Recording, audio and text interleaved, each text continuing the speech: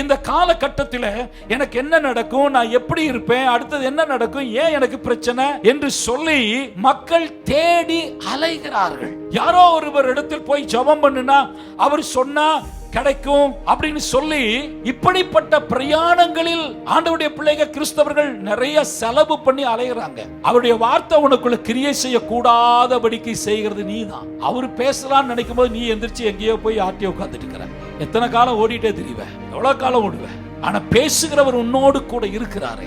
எங்க போனாலும் அவர் தானே பேசணும். அவர் உன்னிடத்தில் நேராய் பேசுகிற அந்த வாஞ்சை இல்லாமல் போய்விட்டதே. தகப்பன் மகன், தகப்பன் மகள் என்கிற உறவுக்குள்ள நீ வரவில்லையே. அந்த நிலைக்கு வரும்போதுதான் தகப்பனாகிய கர்த்தர் பேசுகிறதை பிள்ளைகளாகிய நாம் கேட்க முடியும். என்னை கேட்கிற தேவ ஜனமே, தெளிவாய் புரிந்து கொள்ளுங்கள்.